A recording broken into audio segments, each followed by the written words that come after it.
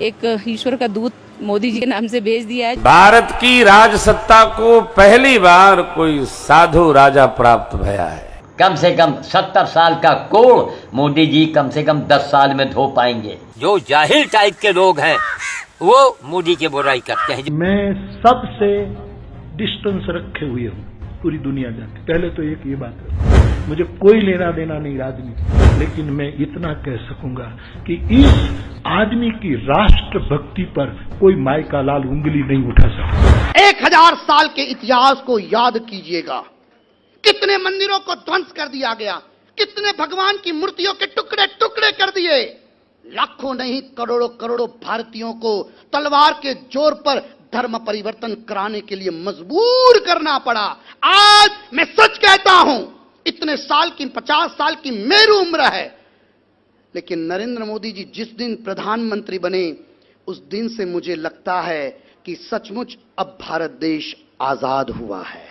एक ईश्वर का दूत मोदी जी के नाम से भेज दिया है, जो राष्ट्र की रक्षा कर रहा है। राष्ट्र को जो भी गड्ढे थे वो भरने का प्रयास कर रहे हैं, और मैं उनको बहुत बहुत आशीर्वाद देती हूँ कि वह अपने कार्य में बिल्कुल लगे रहे, भारत माता की सेवा करते रहें। देश विशेषकर विदेशों में उनकी छवि बहुत ऊंची मानी जाती है, क्योंकि रूस को भी अपने अनुकूल किया, चीन को बहुत प्रतिकूल नहीं होने दिया, कई मुस्लिम राष्ट्रों को भी अनुकूल किया, पाकिस्तान को भी एक प्रकार से किसी अंश में नकेल डाल दिया, अमेरिका को भी अनुकूल किया।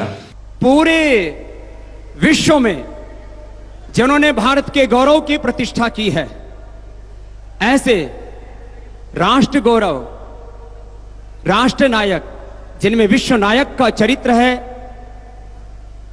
जो भगवान के वरदान के रूप में महान राष्ट्र को एक ऋषि के रूप में मिले हैं, इसलिए पूरे पतंजलि योगपीठ और भारत की अध्यात्म सत्ता की ओर से, पूरे राष्ट्र की ओर से आज हम आदरणीय श्री प्रधानमंत्री जी को राष्ट्र ऋषि के रूप में सम्मानित कर रहे हैं। साबरमती आश्रम में राम कथा थी। मैं मानस के साथ महात्मा गांधी को जोड़कर बोल रहा था। उसमें आप भी एक दिन आए थे श्रोता के रूप में और बोले भी। तब मैंने व्यासपीठ से कहा था, कोई प्रसंग वश, कि मैं तो बाबा हूं,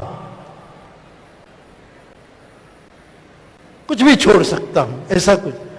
तो इस आदमी ने अपनी कुर्सी से बैठे बैठे कहा, मैं भी बाबा हूं। मैं चाहता हूं कि 5 चीजों से मोदी जी का जन्मदिन मनाया जाए। वो भारत की धड़कन है, ऐसा प्रधानमंत्री पूरे विश्व में देश का नाम बढ़ाने वाले ऐसे आज तक प्रधानमंत्री देश में नहीं हुए। कोई आया है उसे मौका दो। कम से कम 70 साल का कोड़ मोदी जी कम से कम 10 साल में धो पाएंगे।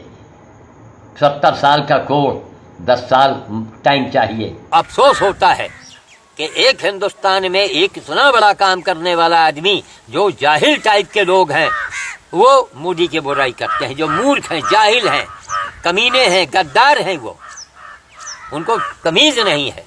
पाकिस्तान भी मोदी की बुराई कर रहा है और आप भी मोदी की बुराई कर रहे हैं, तो तुम में और पाकिस्तानी में अंतर क्या है? मोदी साहब एक सन्यासी तो है, कौन सी उसकी औलादे है, कौन सी उसकी प्रॉपर्टी है, खुद के लिए कर क्या रहा है? बड़ा सूट पहन लिया तो मोदी ने ये सूट पहना, अरे तुम क्या उसे नंगा रहने दोगे मेरे जैसा? भारत के प्रधानमंत्री वर्तमान में श्रीमान नरेंद्र मोदी जी चाह रहे हैं कि भारत वैकुंठ जैसा बन जाए। चाह रहे कि नहीं चाह रहे? लेकिन हम लोग उनकी कहां एक को मान रहे हैं, अपने दिमाग से चल रहे।